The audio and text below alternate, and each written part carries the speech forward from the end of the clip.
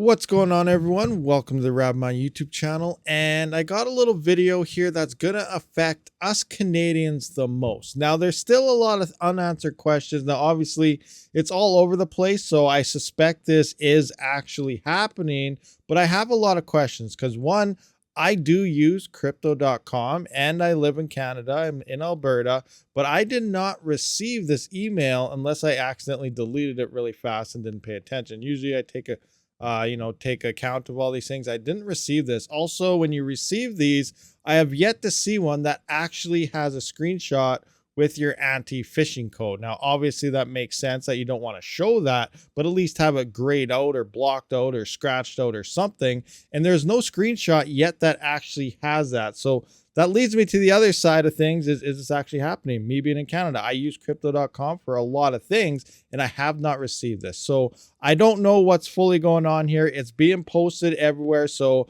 I'm not saying it's not happening. It probably is happening, but we just don't know. And other things to keep in mind, we'll go through this article in a minute here, but other things to keep in mind is that if crypto.com is doing it, due to regulation in Canada, expect Coinbase and everyone else that's in Canada to follow suit. So if this is a legit thing due to regulation, all the other exchanges are going to have to do this as well. Now, I don't know if this affects their DeFi, which is also from crypto.com, but uncustodial wallet, which means you do hold your seed phrase and everything too, unlike the actual app where the exchange and everything is, where you do the exchanges. Crypto.com actually holds your private keys there. So I don't know what's going on between everything, but let's kind of have a look at what's going on within these articles. And I'm sure a lot of you heard this is happening, but I just wanted to get that intro right out of the way so that there are still a lot of questions that aren't answered. So on January 9th, crypto.com announced the delisting of USDT, the most important stablecoin in the crypto ecosystem. Now, I agree to disagree.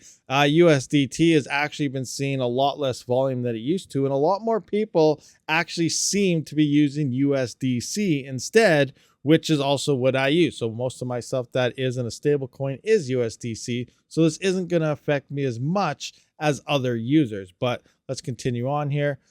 In Canada, to comply with the country's regulations. Like I said earlier, if it is legit regulations, then that means that Coinbase and everyone else here will have to follow suit as well. So expect announcements from them if they already haven't done it. Several users on Reddit and Twitter reported that crypto.com sent an email informing Canadian users of the decision. And here we can see all the stuff that they've been saying here, and everything looks legit, minus the fact that there's no anti-phishing code in any of these emails from anybody across any of the internet postings. So again, there's a little bit of uncertainty, but I'm not saying it's not going to happen. I guess we wait till January 31st and see. Canadians must get rid of their USDT before January 31st. According to the statement, users will have until January 31st to withdraw or exchange USDT for any other currency. Failure to do so will result in all USDT balances automatically converting to Circle's USDC stablecoin. Hey, I'm okay with that. Reddit user ZoomerCoomer9000 confirmed that Canadian regulators issued a statement in late December informing that cryptocurrency platforms that are registered or in the process of registering were prohibited from allowing Canadian customers to trade cryptocurrencies that are themselves a security or a derivative. So pretty much anything proof of stake. Stay away from proof of stake, guys. Proof of work is king and always will be. Get that Bitcoin. As a result of this ongoing work, the CSA is of the view that stablecoins or stablecoin arrangements may constitute securities and or derivatives. Crypto trading platforms that are registered or have entered into a pre-registered undertaking are reminded that they are prohibited from permitting Canadian clients to trade or obtain exposure to any crypto asset that itself is security and or derivative. So anything POS sounds like the SEC is kind of going towards. That's in the US, not Canada here, but it's all going to boil down to the same thing. POS is looking bad. See you later, Ethereum. Just saying. Anyway, so I don't know. This is probably a huge move on obviously trying to get to their own stable coins. We all heard about them coming out from all the different countries and so on. So this is one thing to obviously counter that is, hey, get rid of the competition. Why not? That's how we do things around here. Community speculates on what happened and why. For many users, the delisting of USDT in Canada was seen as a glimpse of what could happen globally if regulators in other countries decided to attack cryptocurrencies with more burdensome regulations. Other users argued that the cause of the delisting was Crypto.com's good relationship with Circle, the issuer of USDC, and that it was all a business deal to eliminate competition. Pretty much what I just finished saying about the government and their own stuff.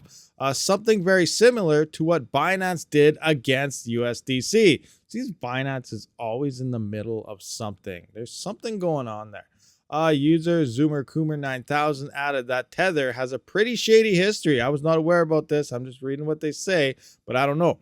Explaining that they previously lied about their one-to-one peg to the US dollar. That's very interesting and a very big deal, and did not disclose their association with Bitfinex until it was exposed in the Paradise Papers. That's very interesting, and we have seen, actually, or at least I have, and through other users on Reddit and whatnot, it seems like a lot more people are moving to USDC. Are you doing that? I don't know, but I know I sure have. Meanwhile, other users reported that the delisting of USDT is a big problem for Canadians, as it leaves them with fewer options for earning interest on their money. Guys, hold on to your own crypto. Forget about this earning interest BS, especially after FTX and stuff. Get your coins off of all these platforms, hold them within your own wallets so you have your own private keys. You don't have to worry about this garbage. Don't get tricked into earning interest on your money if they're just going to end up going bankrupt and stealing from you. Just don't do it. Bottom line.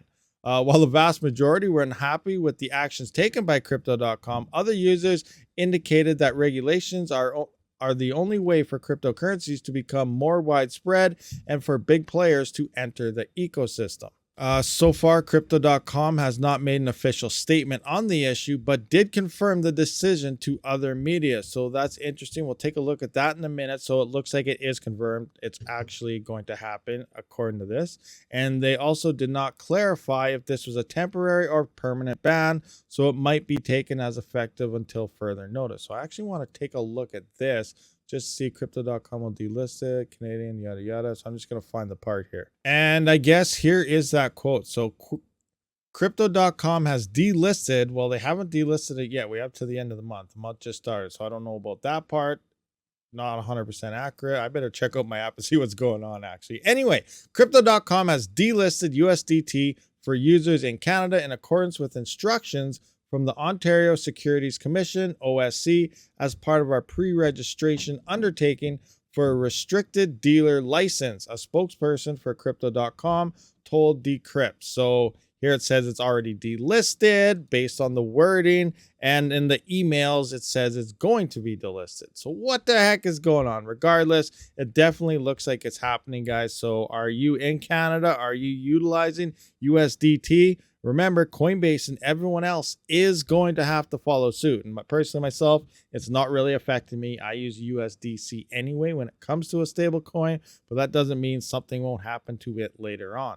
All right, guys, so looks like it's it. That's that. It's happening. Maybe, potentially. Let's wait and find out. I have no idea. Regardless, be very careful. If it is, swap your stuff around. Get it done. Don't be caught, on the tail end saying, oh, I just lost all my funds or something stupid happens. I guess we've all had the warnings. It's all over the place.